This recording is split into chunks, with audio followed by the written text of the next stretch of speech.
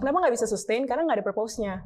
Kita sebagai individu tuh spesial dan punya keunikan dan kelebihannya masing-masing yang nggak sama kayak orang-orang nih. Kalau produktivitas yang real itu definisinya tuh lebih kayak segimana kamu bisa memanfaatkan waktu yang kamu punya secara efektif. At the end keputusan adalah itu harus yang kamu mau. Karena jalanin pilihan orang tua itu juga nggak bakal menjadi sesuatu yang win sih bagi kamu. Karena ntar either kamu yang terjadi stres sendiri, kolaps, terus kayak ntar jadi nyalahin. Ini sebenarnya adalah hal yang aku nggak mau. Kesehatan mental adalah hak setiap orang. Selamat datang di podcast Pejuang Pulih dari popbella.com. Selamat datang di podcast Pejuang Pulih by popbella.com. Perkenalkan, aku Andina yang akan menjadi host dari podcast Pejuang Pulih kali ini. Dan seperti teman-teman yang mungkin sudah menjadi pembaca setiap Popbella pasti tahu kalau tahun lalu kita telah menggelar Festival Pulih. Dan untuk membawa semangat pulih, kita akan menghadirkan para pejuang pulih untuk berbagi cerita. Dan di podcast kali ini sudah ada Ananza Aprili, seorang content creator di bidang self-development, benar ya? Betul. Halo, senang banget Ananza. Sudah mampir ke Popbella, thank you banget untuk meluangkan waktunya mengikuti podcast Pejuang Pulih. Nah, Ananza ini kan adalah seorang content creator di bidang self-development. Tapi kalau misal aku lihat, banyak juga nih tentang beauty, tentang lifestyle tuh pokoknya macam-macam deh. Tapi lebih fokusnya ke self-development ya. Boleh ceritain sedikit nggak sih awal mulanya Ananza nih memulai, mau jadi content creator nih. Ini mulainya tuh kapan? Awal banget ya? Awal banget. Kapan dan gimana bisa terpikirkan gitu? Oke, jadi kalau awalnya banget sebenarnya kan ini aku tuh ada kepikiran sih, emang ada ide bahwa aku tuh pengen deh kayak social media aku, platform yang aku punya tuh nggak cuma isinya kayak foto-foto OTD doang atau nggak punya foto-foto selfie doang gitu, tapi pengen lebih sesuatu yang kayaknya bakal bermanfaat buat diri aku, buat kayak rekam jejak diri aku ya, dan juga buat teman-teman aku, teman-teman terdekat gitu. Jadi awalnya mikirnya nggak langsung kayak pengen famous tuh, nggak samsek sih, kayak cuma pengen kayak udah pengen ada isinya deh kayak gitu loh. Nah akhirnya waktu itu sempet lah di Instagram tuh mulai kayak kalau caption tuh lebih kayak sharing tentang pengalaman hidup aku, misalnya kayak tentang kalau kita dijudge gitu-gitu kan, kayak krisis-krisis yang dialamin oleh anak-anak remaja, dan juga dewasa muda gitu. Sampai akhirnya waktu itu aku inget banget awal-awal pandemi, TikTok tuh lagi booming banget, cuma kayak kita tahu ya TikTok kan kayak dance app ya, jadi isinya juga joget gitu, dan aku kayak aduh kayaknya gue nggak mungkin pakai deh aplikasi ini awalnya gitu kan. Tapi akhirnya waktu itu tuh inget banget Kemendikbud bikin kayak kompetisi gitu buat sharing apa ya, kayak ilmu pengetahuan gitu. Nah akhirnya karena waktu itu aku kayak semester 3 atau semester 4 gitu di psikologi UI, akhirnya aku kayak kayaknya mulai share aja deh apa yang gue tahu gitu. Walaupun aku waktu itu gimana sih Kak, aku kan jatuhnya masih mahasiswa baru gak sih, kayak baru semester 3 semester 4, kayak belum yang expert banget. Tapi aku ngerasa kayak ya nggak apa deh, kayak asalkan apa yang aku share itu benar, valid, dan ada sumbernya juga, aku ngerasa nggak ada ruginya dan nggak harus nunggu jadi expert dulu buat sharing sesuatu yang bakal relatable dan bermanfaat sama yang seumuran gitu. Kayaknya itu juga kali ya mungkin membuat Ananza nih selama 2 tahun ini kayak followersnya langsung meningkat pesat gitu, karena mungkin yang nonton itu merasa relate gitu dengan Ananza yang mungkin seumuran nih, ya kan kayak gitu ya. Nah itu jadi awalnya di TikTok tuh. Pernah viral nggak sih atau gimana tuh dalam 2 tahun bisa langsung mendapatkan followers yang banyak? Viral ada sih, jadi kayak ada beberapa konten yang aku inget sih yang booming gitu ya. Waktu itu tuh awal-awal kan aku segmented banget kan, kayak yaudah deh bahas tentang ilmu psikologi dan juga ya tentang kesehatan mental, ilmu psikologi dan juga pengembangan diri. Nah waktu itu aku share, aku inget tuh kayak gini, kayak kontennya tuh emang diminati nih ternyata sama orang-orang, yaitu tentang kenapa kita tuh bisa lebih suka sama orang yang sulit digapai. Itu kan kayak itu kayaknya salah satu topik yang juga dibicarakan di Popbella. Iya bener kan, kayak yang itu tuh relatable banget, dan kayak orang-orang juga bertanya nih, udah ada yang mau sama gue tapi gue nggak mau. Maunya yang susah. Iya, maunya susah gitu. Atau enggak, waktu itu pernah juga yang kayak kenapa gitu susah lepas dari pacar yang toksik. Itu kan juga terjadi gitu kan. Terjadi di ibu-ibu kota ya, di kota besar di Indonesia. Terus aku pernah yang viral banget itu, yang kayak alasan kenapa cowok tuh ghosting. Itu juga awal-awal soalnya waktu itu termnya masih baru nih, jadi orang kayak apaan sih ini ghosting gitu kan. Aku jelasin lah kayak kenapa orang itu melakukan itu dan apa sih dampak psikologisnya bagi korban. Kayaknya ghosting itu menjadi keyword ya trending di tahun-tahun pandemi itu, masa-masa pandemi, karena kan kayak orang-orang oh ini adalah saat yang tepat untuk melakukan ghosting gitu ya, karena nggak kita lagi ketemu. karena kita harus di rumah aja, jadi udah sekalian ghosting gitu ya. Betul. Nah itu sih momen-momennya. Oke, jadi memang benar mungkin untuk menjadi content creator itu mesti memanfaatkan momen juga ya. Kayak fenomena yang apa nih yang lagi in, nah itu yang boleh diangkat. Nah, gitu. oke, dari situ perjalanannya ternyata banyak nih yang tertarik ya, yang tertarik, terus akhirnya Nanza sekarang bukan cuma di TikTok tapi di Instagram juga aktif juga ya. Atau masih fokusnya di TikTok aja?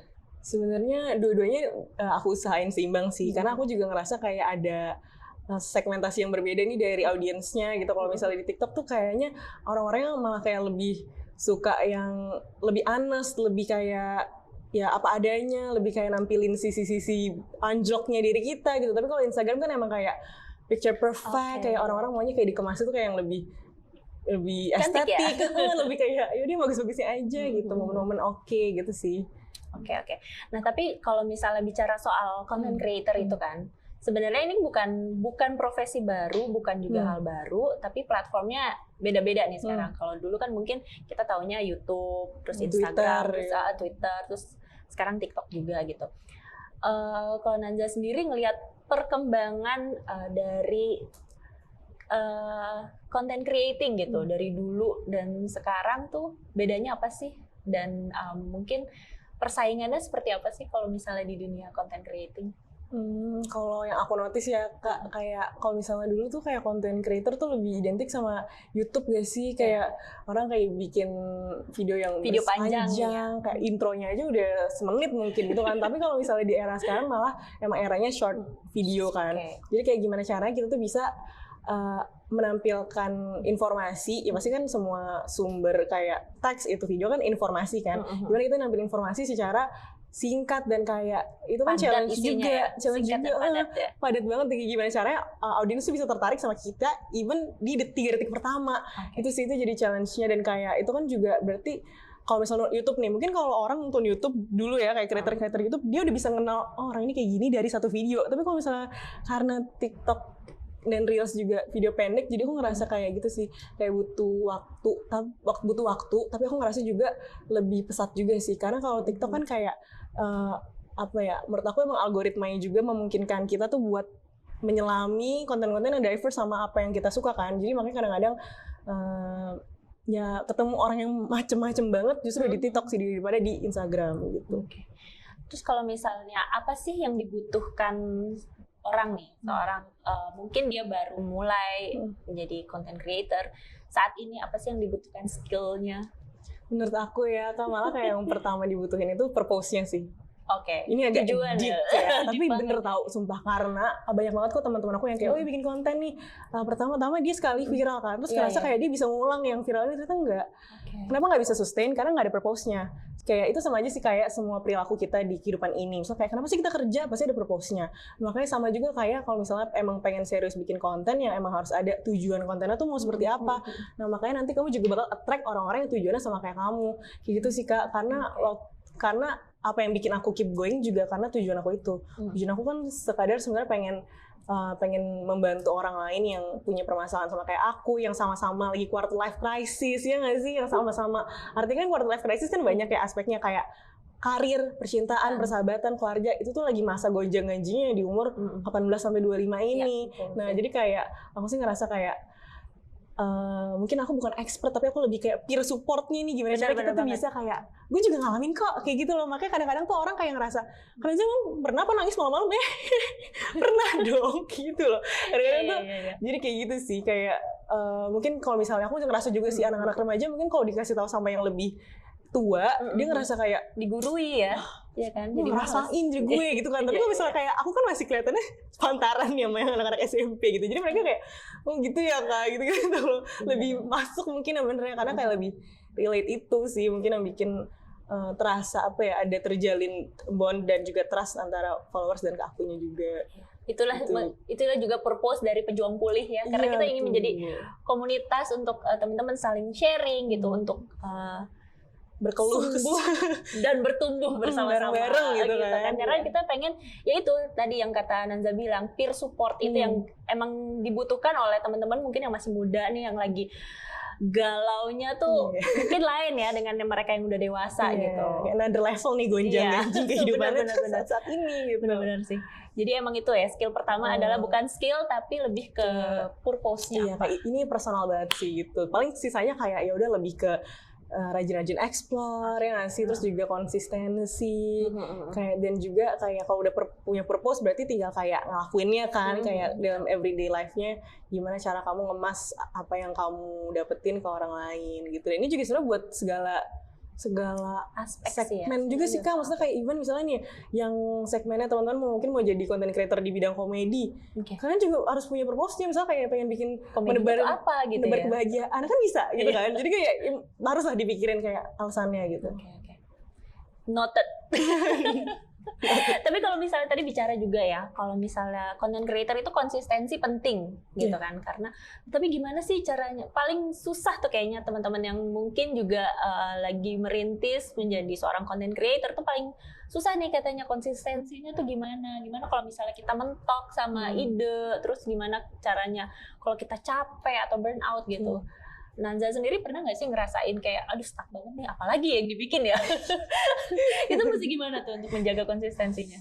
Pernah banget sih, karena sebenarnya kalau soal konsisten kan kayak kalau ibarat grafik nih, kayak kalau nggak lurus cuma dinaikkan, nggak yang kayak bergejolak gitu. Tapi sebenarnya kalau menurut aku yang namanya konsistensi sebagai manusia tuh nggak mungkin, maksudnya bukan nggak mungkin ya, tapi kayak realitanya kita juga sebagai manusia ada masanya kita emang lagi capek, ada masanya mungkin kayak bukan kita sih, cuma lingkungan kita emang lagi bikin pengaruh ke diri kita, kan gitu kan Kak, kayak kita udah oke nih, tapi tiba ada masalah keluarga, ada masalah percintaan, atau nggak di kantor, karir kalian kayak gitu. Jadi aku ngerasa kayak itu sih kayak idealnya kita kan always perform, always kayak tahu apa yang mau dikerjain, tapi kadang-kadang ya ada hal-hal di luar diri kita ataupun ya emang di diri kita yang nggak bisa dipaksain. Jadi menurut aku sih sebenarnya konsep konsistensi adalah kayak yang penting lo nggak berhenti. Itu aja sih, kayak yang penting lo nggak berhenti, yang penting lo kayak nggak nyerah kayak ya, nggak nyerah, lo nggak quit, lo nggak resign gitu, bukan kayak gitu, tapi kayak ya lo atasi struggle di diri lo nih, misalnya kayak pernah kan juga kakak lagi kayak capek banget, terus kayak lagi mentok juga. Nah aku juga pernah sih Kak kayak gitu. Tapi biasanya yang aku lakukan adalah aku udah kayak merealisasi kayak apa sih yang sebenarnya terjadi. Gitu. Terus aku kayak lebih udah ambil napas aja gitu. Jadi awal-awal aku juga suka feeling guilty gitu lah, kayak aduh harusnya gue kerja nih gitu kan, harusnya gue keep going nih, tapi yang nggak bisa karena emang kita harus ngasih waktu juga ke diri kita buat bisa naik lagi juga lagi ya. Iya, jadi kayak grafik yang tadi aku bilang, grafik konsisten kalau misalnya dianggap lurus atau naik, itu kalau di zoom juga pasti ada naik turunnya, cuma kan nggak berhenti kan, nggak di titik itu, tapi tetap jalan, cuma ya dengan struggle kita masing-masing lah ya kayak gitu. Jadi kayak emang harus ngasih waktu juga buat diri kita tuh kayak reset dan ngumpulin energi lagi sih buat maju lagi gitu. Terus waktu itu kan Nanza juga ngerjain content creator ini sambil kuliah juga kan. Nah, gimana tuh rasanya? Gimana tuh rasanya, kayak itu kan kayak double duty ya? Iya bener. Bener-bener kayak wah udah nih pikirannya kepecah-pecah nih. Mau bikin konten apa ngerjain tugas atau terus skripsi, gimana tuh waktu itu bagi waktunya, terus akhirnya oke, harus tetap nih content creating tuh harus ada gitu. Gimana tuh bagi? Waktu itu aku bagi waktunya, yang paling ngebantu aku buat nentuin kepusingan ini adalah pastinya skala prioritas ya. Kayak waktu itu aku nentuin emang dari awal prioritas utama aku emang pendidikan. Jadi kayak ini tuh applies in practically gimana, misalnya kayak waktu itu misalnya udah kerja sama nih sama suatu brand, itu kan bukan kita doang loh, itu ada pihak lain. Tapi kita harus tetap profesional gitu. Jadi waktu itu kayak ya atur waktu gimana caranya ngeduluin pendidikannya, entah itu tugas atau kayak ujian, baru habis itu lanjut ke ya itu content creatingnya gitu. Jadi kayak soalnya kalau aku ngerasa kalau kita nggak bisa atur prioritas itu, nggak bisa set di diri kita, ntar jadi kacau sendiri sih Kak. Soalnya jadi kayak gimana nih, jadi kalau salah nentuin prioritas kan juga affect banget ke performa semuanya kan gitu. Karena yang mana yang lebih penting nih, yang mana yang harus didahuluin, itu juga perlu banget sih kita punya skill buat mikirin itu, kayak mana yang lebih urgent, mana yang bisa ditunda dulu, mana yang bisa dipindah alokasi waktunya kayak gitu. Dan waktu itu karena emang prioritas aku emang si kuliah dan skripsi juga waktu itu juga emang lagi masa-masanya kan. Jadi ya udah aku kayak diduluin skripsi gitu. Ada kali kayak bulan Desember tuh aku benar-benar kayak nggak bisa ngupload karena kalau sebelum-sebelumnya kayak bulan September gitu masih bisa, tapi pas kayak udah deket-deket sidang tuh aku kayak masih guilty juga kayak aduh dibiarin nih akun gue gitu kan. Tapi mau gimana gitu, karena kan kita punya kapabilitas buat ngatur manajemen waktu dan energi yang beda-beda. Jadi aku ngerasa kayak emang harus ada dikorbanin kayak gitu, atau enggak ya emang harus ada bagi-bagi waktu yang pinter sih kayak gitu. Oke. Tapi emang kalau ngomongin soal skala prioritas itu kayaknya nggak hanya itu, semua orang lah ya harus melakukan itu, dan di setiap segmen kehidupan itu pasti ada. Jadi memang harus diatur sejak awal gitu, mau prioritasnya mau yang mana. Iya betul. Oke. Terus Ananza sendiri kan pernah nggak sih namanya content creating di social media itu kan pasti macam-macam nih ketemu orangnya nih, ada yang mungkin baik, ada mungkin ya agak-agak sedikit komentarnya mungkin nggak menyenangkan gitu. Pernah nggak sih ketemu haters atau mungkin orang yang komennya nggak enak gitu? Pernah sih pasti, tapi overall aku bersyukur juga sih kayak followers aku tuh baik-baik banget semuanya, kayak yang supportive, karena mungkin emang apa yang aku tampilin juga kayak yang aman-aman aja gitu kali ya. Jadi kayak circle followers aku ini kayak orang-orangnya positif dan nggak yang judgmental gitu sih. Nah tapi pasti pernah Kak, kayak apalagi itu kan aku tadi udah ceritain kalau di TikTok tuh kita ketemu sama orang yang beraneka ragam. Mungkin dia sebenarnya nggak pernah ngeliat kita, nggak kenal juga, tiba-tiba muncul aja. Terus waktu itu juga pernah kayak ada konten aku yang mungkin sensitif nih bagi sebagian orang. Terus kayak sebenarnya sih nggak ada salah, nggak ada bener Kak. Ini kayak cuma kayak aku kutipan dari buku dan kayak ada orang-orang yang memiliki paham yang berbeda, terus kayak ngerasa nyerang aku gitu loh. Padahal kan kayak aku juga nggak yang kayak ini yang paling bener lo harus kayak gini, nggak ada yang kayak gitu. Jadi kayak gitu sih, kadang-kadang aku juga jadi nyadar ada orang yang kayak nggak bisa menerima point of view lain. Nah di situ apakah aku serang balik? Enggak, karena aku ngerasa nggak ada gunanya gitu loh. Aku ngerasa kayak ya udah berarti orang-orang seperti ini udah yakin dia paling bener.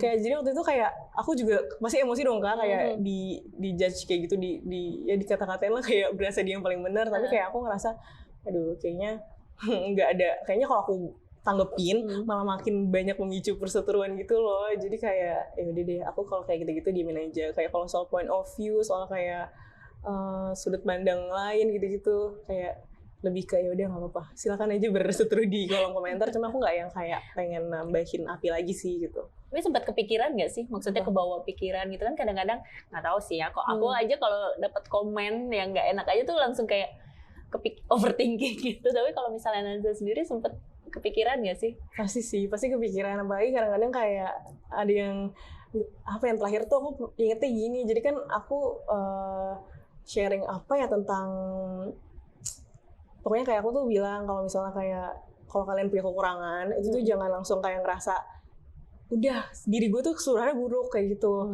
Karena itu kan kayak godaan setan banget kan. Padahal sebenarnya kita pasti punya kelebihan juga.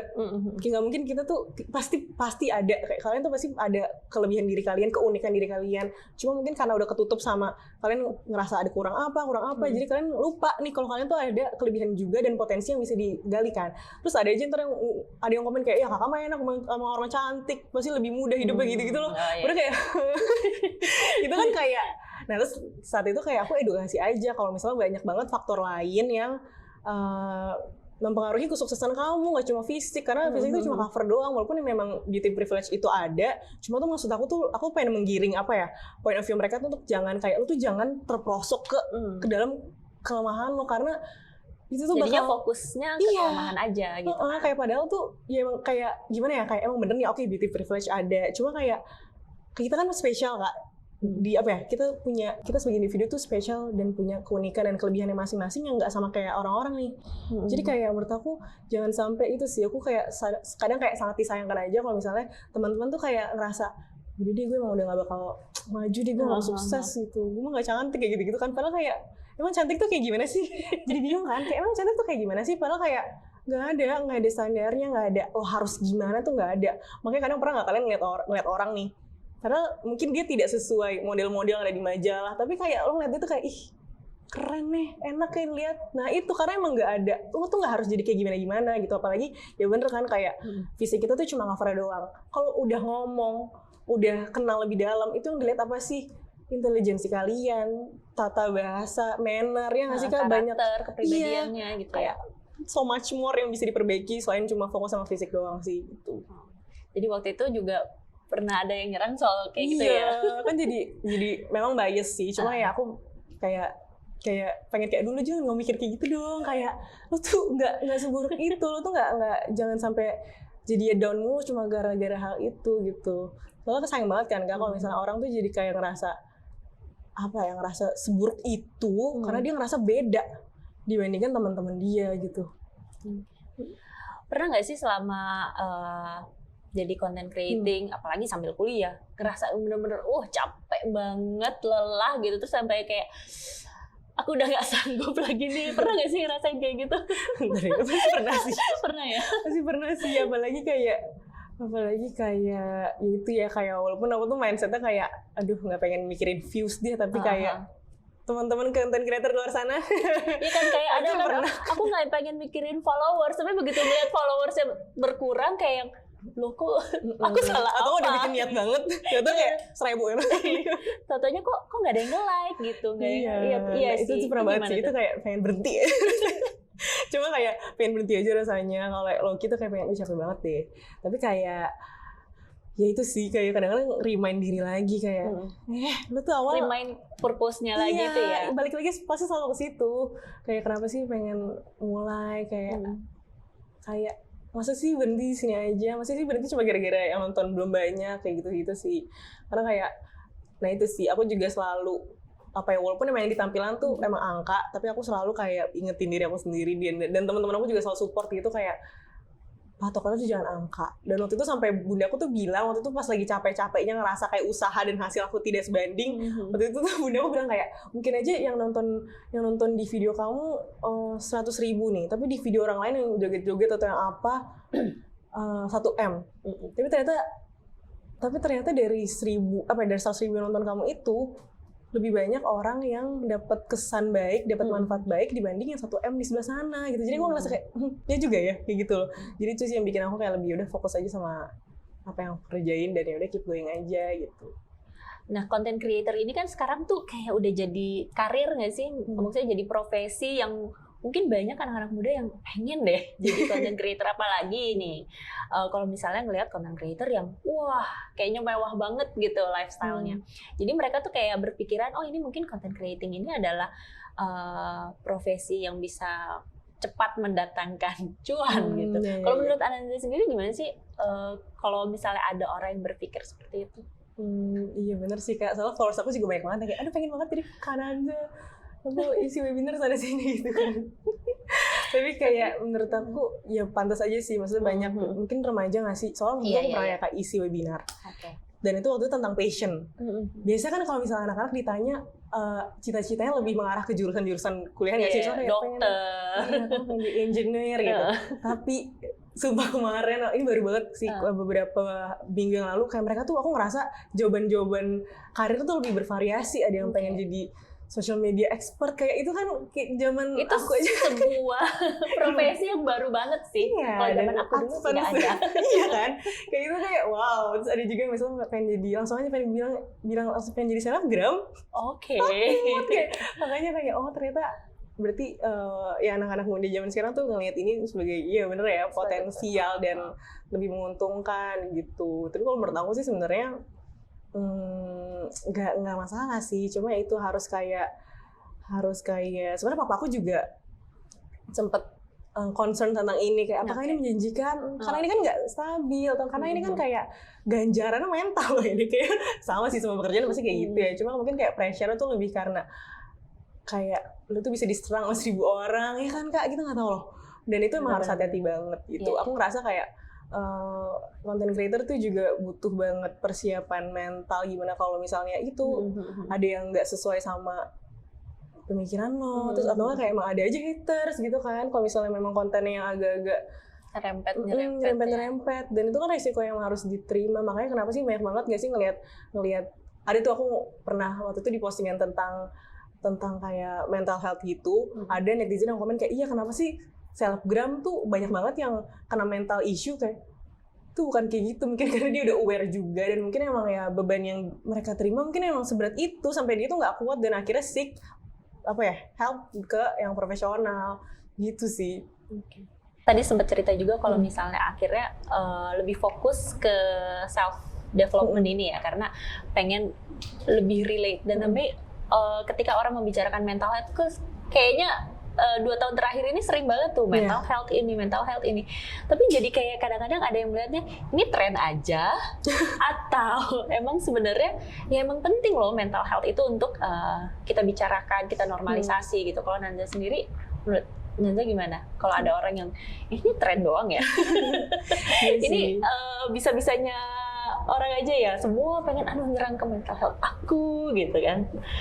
Kalau menurut aku sih sebenarnya emang bener banget Kak, kayak emang akhir-akhir ini kayak 4 tahun 3 tahun itu emang mental health udah mulai naik nih awareness-nya ke masyarakat luas. Cuma kayak belum di tahap yang kayak semua orang tuh paham gitu, ngerti gak sih? Jadi kayak masih kayak di tahap kayak aware aja nih, kayak ada nih, ada nih skizofrenia, ada nih kayak depression tuh bukan sedih kayak gitu. Tapi itu sih, jadi kayak mungkin karena memang masih nanggung juga pemahamannya, jadi ada sebagian orang juga yang kayak misalnya share, gue tuh lagi depresi banget, tapi pas ditanya ternyata kayak baca-baca di Google aja gitu kan. Jadi karena kan sebenarnya depresi itu bukan yang bisa kita diagnos sendiri bukan sih? Sebenarnya semua sih, kayak semua gangguan mental tuh nggak bisa kita beraba-raba loh Kak, kayak nggak bisa kayak bahkan kayak sebenarnya search di Google ya. Iya, bahkan sebenarnya kayak, dan aku waktu itu pernah serem juga gara-gara banyak kayak kuesioner dari Google Form yang kayak misalnya dia ngisi tuh nanti terus nanti kalau misalnya keluar hasilnya misalnya berapa per 100, artinya kamu depresi ringan kayak itu apa, jadi kayak emang agak serem juga dan hati-hati banget kalau misalnya ngisi-ngisi secara online, karena kalaupun memang itu valid biasanya itu cuma kayak screening doang, jadi kayak belum tentu benar. Karena kalau misalnya kalian ke psikolog pun ya guys, ini tuh nggak bisa sekali datang kayak oke, kamu ini terus langsung dikasih treatment harus gimana enggak, itu biasanya kayak butuh sekali minimal 2 kali 3 kali biar bener-bener psikolog juga tahu permasalahan kamu secara menyeluruh kayak gitu sih. Jadi kayak ya itu sih Kak, karena emang sekarang tuh udah mulai orang-orang tahu ternyata selain sakit fisik kita bisa juga ya kayak sakit secara mental. Tapi ya itu sih kayak emang perlu baca masing-masing juga dan jangan hati-hati banget nyerap informasi dari luar, karena kalau misalnya kalian self diagnose kan sebenarnya ngerugiin nggak sih Kak? Iya. Karena kayak itu belum tentu benar dan kayak itu lo percaya kalau lo begitu, jadi kan kayak agak merugikan aja sih. Dan diri kita itu kan kompleks, kayak mental issue itu kompleks juga, jadi kayak nggak bisa disamain, nggak bisa cuma baca-baca doang, dan nggak cuma karena satu event kalau bisa jadi begini.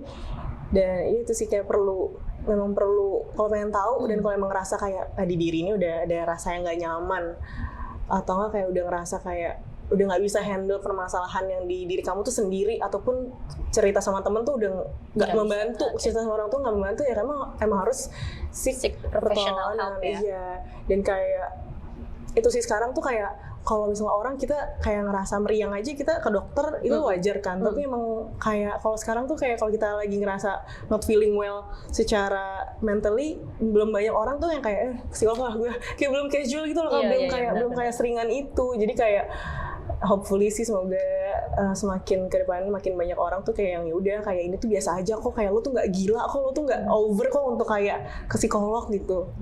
Ya kayak penyakit fisik aja gitu ya, kita kan ke dokter juga nggak bisa langsung bilang kamu sakit ini, pasti ada tesnya lagi gitu kan, mesti lab test, ditanya-tanya lagi, cek lagi gitu. Begitu kan juga apalagi mental gitu, sesuatu yang nggak kasat mata kan, kita nggak bisa ngelihat apa sih gejalanya apa gitu kan, kita nggak bisa lihat, jadi harus diagnosisnya tuh lebih butuh waktu lebih lama, jadi nggak bisa kita tebak-tebak sendiri ya. Tebak-tebak sendiri. Dan kayak kenapa emang waktu itu ya kayak Kak Andina bilang kayak ini jadi tren gitu, karena banyak anak-anak muda juga yang kayak jadi ngebanggain gini kan, anxiety, bahkan anxiety ya kecemasan biasa kan, ternyata salah term, harusnya anxiety disorder apa gimana gitu lah. Jadi kayak bener sih, jadi kayak mungkin karena kesannya jadi kayak kalimat baru nih, kayak term-term baru, kayak keren nih gue pengen share gitu mungkin ya berbagai macam pola yang sebenarnya ya nggak bagus juga sih kayak gitu.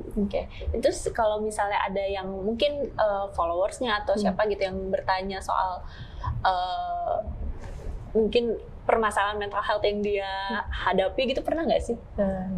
Pernah banget. Tapi kadang-kadang kalau misalnya kayak masih soal pertemanan, percintaan yang kayak dianya gak kenapa-napa tuh, biasa aku masih balasnya biasa aja. Tapi kalau misalnya aku ngerasa, wah ini udah sepertinya aku nggak bisa jawab juga, aku nggak mau yang terlalu gimana-gimana juga. Ya biasa aku langsung aja kayak, kamu bisa konseling dulu ya, mungkin online dulu. Karena biasanya banyak juga kan anak-anak daerah yang memang di puskesmasnya mungkin ada cuma jarang kayak gitu loh Kak. Atau emang di rumah sakit tuh nggak ada gitu. Kalau di kita kan rumah sakit mostly udah ada ya kayak kalau nggak psikolog, psikiater. Nah tapi kalau misalnya yang nggak ada, aku biasa kayak langsung online aja tuh nggak apa. Karena konseling online sama psikolog tuh affordable juga kok. Kayak kalau kalian suka kena racun TikTok, racun Shopee, itu kayak pasti kayak bisa lah, kayak maksudnya sama aja kayak, bahkan aku ngerasa dan sekarang wadahnya ada ya, bahkan untuk konseling secara online tuh sekarang udah lebih mudah lah kita temukan. Banyak banget dan kayak start from 35.000 deh aku ngerasain. Itu kalian pasti bisa, kayak maksudnya kayak kalian bisa nyisihin atau nabung buat kayak gitu, karena kadang-kadang kayak teman kalian yang seumuran juga ngalamin struggle yang sama, bayangin deh. Terus kayak mungkin keluarga kalian nggak enak atau nggak biasa terus apa ya cerita, bisa terbuka gitu. Jadi mau ke siapa lagi ya, ke psikolog gitu. Lagian juga kalau kalian biasanya ada kan tuh orang-orang kayak yang ngadiam aku kan, aku kalau ke psikolog ngomong apa, tenang aja, mereka tuh udah di-train, udah dia apa ya, memang udah keahliannya buat menggali permasalahan kamu. Jadi kamu tinggal kayak yaudah datang aja, nggak usah mikirin apa-apa sih. Kadang-kadang malah anak-anak ini overthinking sendiri ya Kak, kayak udah takut, aduh ntar aku harus ngomong apa ya, mulai dari mana ceritanya. Bener. Tenang aja mungkin. Bener, biasanya itu yang yang paling sulit dilakukan itu adalah memulainya itu gimana gitu kan. Nah kembali lagi ke content creator nih, kalau misalnya sekarang nih kan udah lulus kuliah, aktivitas sehari-hari Nanza kayak gimana sih? Boleh tahu nggak sih bocorannya tuh? Tiap hari pagi bikin olahraga atau langsung bikin konten apa hari ini? Atau gimana? Biasanya tuh aku kayak semalamnya tuh aku udah ada to-do list atau gambaran kayak mau ngerjain apa atau mau nge-post apa gitu kan. Apalagi kalau misalnya memang ada target-target tertentu, misalnya kayak hari ini out ini, besokannya apa, itu tuh udah ada. Apalagi kalau misalnya sekarang juga udah banyak banget brand yang kerja sama aku kan, itu biasanya di Google Calendar aku udah merah semua, udah ditandain sama busy semuanya ya. Iya, jadi udah ada tanggal-tanggal tersendiri. Nah, kalau misalnya in everyday life-nya, kalau yang padat banget biasanya aku bangun-bangun pagi itu biasanya kan entah itu ada syuting di mana atau webinar di mana. Terus biasanya kayak syuting. Nah, biasanya itu aku juga nyempetin buat bikin konten sih, kayak even kayak misalnya kayak hari ini nih, sebelum kesini aku sama konten spesialis aku ke cafe dulu gitu bikin konten, nge-scripting kayak gitu-gitu sih. Jadi kayak emang proses bikin konten kan nggak cuma bikin konten doang ya, tiba-tiba on kamera, tapi ada konsepnya dulu, ada skripnya, poin-poin mau gimana, itu juga direncanain. Dan ya udah kayak produksi konten juga aku biasanya kalau nggak di rumah itu biasanya bosen juga kan, kita lama-lama bikin di rumah yang kayak gitu aja, spotnya biasanya juga keluar gitu. Jadi kalau misalnya mau lebih lebih profesional ya, tapi emang bener ya harus bikin, kalau mau bikin to do listnya dulu, jadwalnya kayak gimana gitu. Mungkin ini juga jadi tips buat teman-teman content creator gitu yang mau bikin, mungkin bisa ditulis dulu nih konsepnya, idenya apa gitu, supaya nggak langsung pas di depan kamera bengong. Gimana nih mau bikin apa? Gitu kan. Nah sekarang nih ada juga term soal hustle culture. Pernah dengar nggak sih Nanza? Nah menurut Nanza sendiri hustle culture itu apa dan gimana sih efeknya ke anak-anak muda sekarang? Sebenarnya kalau soal hustle culture ini emang lagi eranya ya. Emang lagi eranya, dan sebenarnya hustle culture itu dari yang pernah aku baca kayak itu either turunan atau dia adalah turunan dari toxic productivity. Apa sih toxic productivity? Jadi kayak ya taraf produktivitas yang salah gitu. Jadi kan sebenarnya gini ya, kalau toxic productivity itu tuh kayak kamu nganggep bahwa ya udah satu hari ini gue harus, gue yang paling heboh, gue yang paling hektik, gue yang paling 9 to 5 nggak berhenti, dan malamnya gue juga harus nge-gym, gue harus gini. Ngerti gak sih, kayak full. Jadi dia nganggep kayak orang-orang yang apa ya, yang memiliki toxic productivity pahaman itu kayak itu, dia ngerasa kayak ya gue tuh nggak berguna, gue tuh kayak kurang kalau misalnya gue tuh nggak paling sibuk di hari ini, nggak produktif gitu ya. Iya, jadi produktif dia tuh itu yang jadi kayak produktif dia tuh lebih kayak sebanyak-banyaknya kegiatan yang bisa gue babat dalam 24 jam. Padahal sebenarnya kalau produktivitas yang real itu definisinya tuh lebih kayak segimana kamu bisa memanfaatkan waktu yang kamu punya secara efektif. Jadi misalnya kamu punya waktu dari 10 sampai 11 nih. 11 itu misalnya setelahnya break. Ya udah 10 sampai 11 apa aja yang bisa efektif dikerjain nih. Efektif kan artinya bisa cepet, nggak ngulang-ngulang atau gimana, dan tepat kan. Kayak gitu sih. Jadi kalau misalnya emang ada kegiatan yang nggak perlu atau itu cuma bumbu-bumbu biar Instagram story kamu banyak dan paling sibuk, itu kayak artinya kan kayak apa sih yang kamu cari itu kan. Balik lagi kayak gitu jadinya. Makanya kenapa kalau hustle culture ini kan itu ya turunan dari si toxic productivity ya, hustling gitu. Jadi kayak harus semua dikerjain gitu. Iya, kayak kalau lu nggak tidur malam jam 1 pagi, lu kayak kurang. Itu bukan malam lagi, itu pagi ya. Kalau tidur jam 2 pagi, kurang bermanfaat hari ini gitu. Dan itu kan emang makanya kenapa kayak sebagian kantor tuh udah ngurangin yang kayak apa sih, kayak jam-jam lembur gitu kan. Itu juga kenapa makanya di Jepang kalau nggak salah ya juga nggak boleh yang kayak lembur gitu kan, karena ya emang sebenarnya kita tuh udah punya waktu yang kayak gimana ya, kita tuh harus disiplin juga gitu loh kan sama waktu yang kita punya. Waktunya kerja ya bekerja, waktunya istirahat ya istirahat gitu. Itu kan emang itu porsinya gitu. Jadi sebenarnya itu sih kadang-kadang kalau hustle culture ini emang identik dengan itu kayak pokoknya makanya ada quotes kan, kayak quotes yang salah sih ini. Aku pernah baca kayak gini, kayak kalau kayak di saat kamu tertidur aku masih bekerja kayak gitu. Dan itu sekarang kan kayak oh itu yang keren ya, itu yang bener ya. Padahal ya enggak, kita jam tidur ya emang harus tidur, jam bekerja ya bekerja gitu. Jadi kayak makanya kenapa banyak timbul juga term lagi overwork lah apa-apa kayak gitu, yang itu sebenarnya juga nggak bagus juga sih. Mungkin kayak kalau sekarang di masa-masa kita lagi punya energi yang oke, lagi fit, lagi prima, lagi masa muda oke, tapi ntar di masa tua itu apakah nggak ngaruh ya? Pasti ngaruh kan, makanya gitu sih. Tapi kan sebagai content creator tuh kayak bukan kayak kita yang kerja misalnya 9 to 5 gitu, terus kita bisa cuti atau weekend misalnya kita libur. Nah, content creator tuh kan kayak kerja sendiri gitu nih. Nah, kalau misalnya Naza sendiri, ada nggak nih waktu-waktu misalnya aku cuti atau aku libur, atau bilang sama manajernya tidak terima job dulu atau gimana gitu? Ada disusun juga nggak tuh di jadwalnya? Sebenarnya pengennya sih Sabtu Minggu libur ya, tapi kadang-kadang kalau jadi content creator tuh bisa kayak gitu, karena kadang-kadang ya itu kliennya juga misalnya kayak ada yang emang onnya mungkin di jam-jam malam lah apa gimana kayak gitu-gitu. Tapi kayak sebenarnya ada sih pasti masa-masa kalau aku lagi misalnya mau ujian atau apa, aku pasti bilang ke manajer aku kayak oke, tanggal segini stop ya, jangan ngomong dulu ya. Karena kadang-kadang ini ya apa kayak itu juga bikin kita pusing kan. Apalagi kalau misalnya kalian udah serius jadi content creator tuh pasti kayak rasanya pengen buka HP mulu, terus pengen aktif gitu kan. Itu sih, dan waktu itu juga lebih ke aku yang membatasi diri sih. Soalnya waktu itu toxic traits aku dulu nih ya guys. Kalau aku tuh udah cakep nih, udah set nih, lampu, lighting udah oke, semua background baju udah. Kayak kalau bikin 3 doang rasanya kurang toxic sih. Jadi aku ngerasa kayak terus banyak nih, sayang nih soalnya udah cakep, udah baju bagus gitu-gitu. Nah tapi sekarang udah enggak, aku lebih kayak yaudah 2, 3 itu udah cukup banget. Dan kayak udah sih lebih kayak oke, lebih ke bilang ke diri sendiri kayak udah lu tuh cukup, bisa besok lagi kayak gitu. Karena dulu tuh aku bisa suka kayak saking keseruan juga, jadi suka sampai jam 1 malam masih on point gitu kan. Nah itu tuh juga bagus juga ya. Jadi jangan ditiru lagi kayak gitu tuh. Itu hustle culture contohnya. Jadi aku sudah melewati, udah nggak kayak gitu lagi sih. Jadi mungkin harus sudah melewati dulu tuh ya. Hustle culture-nya capek ya. Iya, nggak bagus banget sih gitu.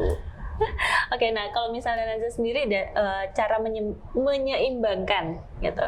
Ini nih waktu profesional dan ini adalah waktu me time. Karena kita juga pasti perlu ya recharge diri sendiri. Kalau Naza sendiri me time atau recharge-nya dari dunia content creator dan maksudnya cuti dulu deh atau istirahat dulu dari content creator terus pengen recharge itu kayak gimana?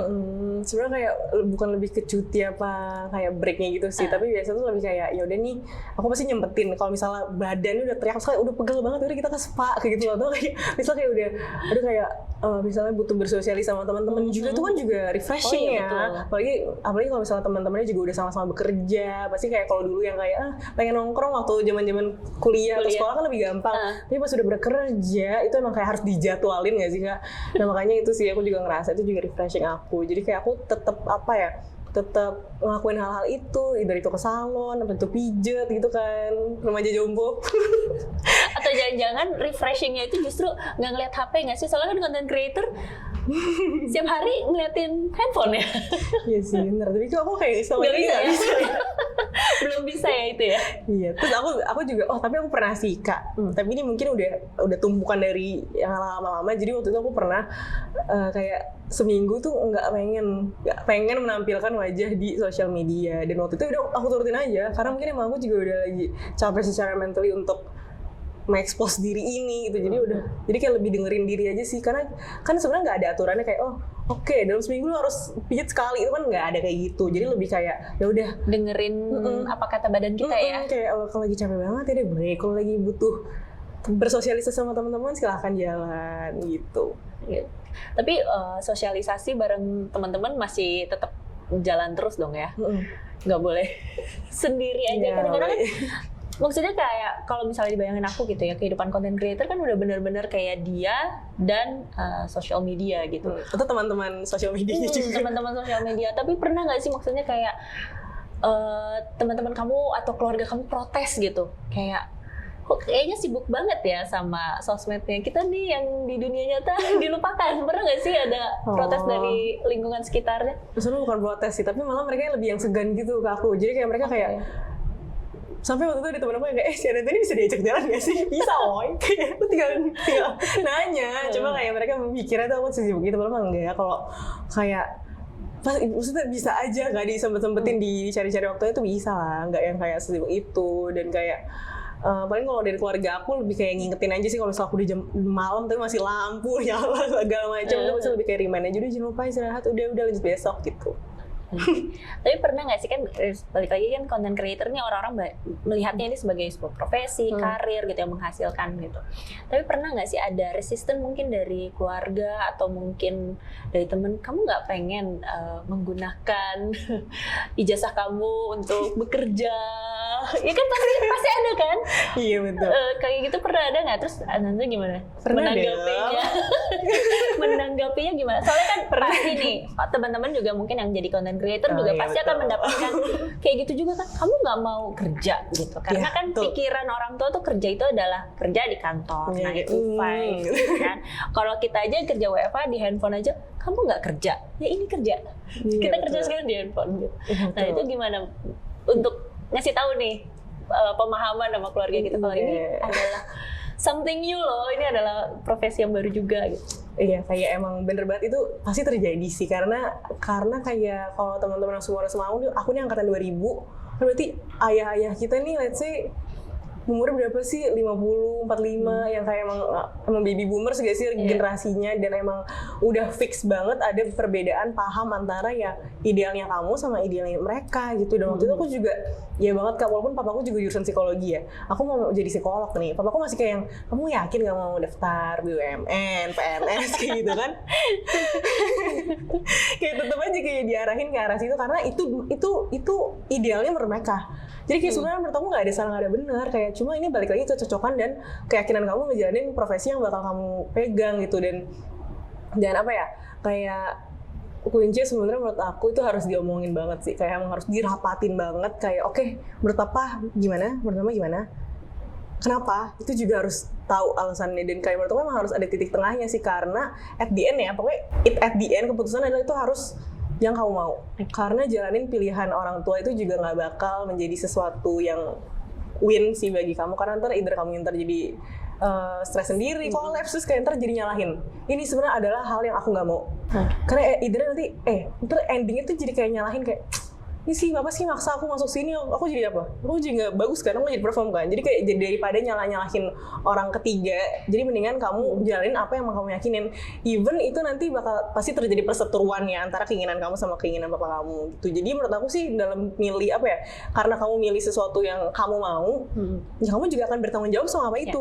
Dibanding kamu kayak ya udah jalanin pilihan orang tua kayak gitu. Dan waktu itu aja tuh aku banyak banget Kak, sampai kayak dari aku skripsi aku udah dikirim-kirimin nih apa sih loker BUMN.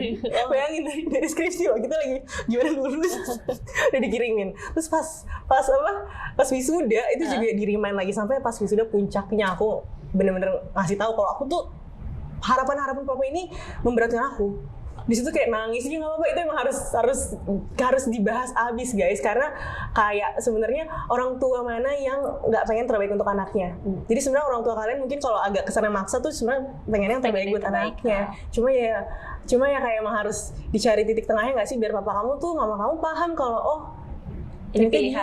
pilihan. Ternyata dia tuh nggak suka, ternyata dia nggak cocok, ternyata dia ada mimpi lain, kayak gitu sih. Dan kayak waktu itu ya udah aku jalaninnya. Karena apalagi orang tua kita suka bandingin kan, kayak misalnya gini, ya udah kamu kenapa sih nggak jadi content creator sambil ini kerja gitu kan?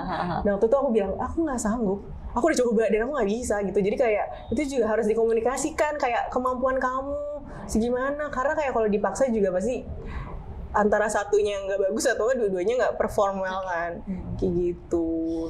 Aduh, seru banget. Kayaknya kita banyak catatan nih ya dari Nanza nih buat teman-teman semua yang lagi nonton di YouTube dan juga dengerin podcastnya. Oke, terakhir nih, pertanyaan terakhir, mungkin ada tips atau pesan-pesan buat teman-teman semuanya yang mungkin lagi merintis atau lagi stuck nih, pengen jadi content creator tapi stuck, atau lagi yang galau-galau gimana? Mungkin ada tips terakhir dari Nanza sebelum kita menutup podcast kali ini. Oke, pokoknya tips buat teman-teman semua yang mau jadi content creator, saran dari aku pastinya yang pertama tadi ya, temuin purpose kalian apa, terus konsisten aja, jangan gampang down diomongin orang, terus kayak lu apaan sih lu ngomong kayak gitu, pede banget siapa lu, jangan. Pokoknya itu adalah godaan terbesarnya. Kayak yakinin aja kalau apa yang kalian lakuin gak ngerugiin orang lain, kayak why not gitu kan, jalanin aja. Dan menurut aku yang ketiga adalah pokoknya kalian tuh harus yakin apa yang kalian lakuin ini tuh manfaatnya apa dan pengen apa sih dari ending semua ini gitu. Kalau misalnya emang kalian dari awal langsung jadi content creator, pengen duit, pengen famous, no, jangan. Kalian bisa stres di awal itu kayaknya. Langsung kena mental, karena ternyata bisa kok gue pengen dapat duit malah dapat hujatan gitu kan. Jadi jangan jadiin duit itu fokus utama. Makanya harus cari purpose lain yang lebih orientasinya tuh kayak buat either diri sendiri atau buat orang lain gitu. Itu yang menurut aku bisa membuat kalian keep going sih di dunia per content creatoran ini. Keren banget Nanza. Thank you banget sudah menyempatkan ngobrol-ngobrol bareng Pop Bella. Semoga kapan-kapan kita ketemu lagi ya. Dan sampai ketemu di podcast Pejuang Pulih berikutnya. Dadah. Dadah teman-teman.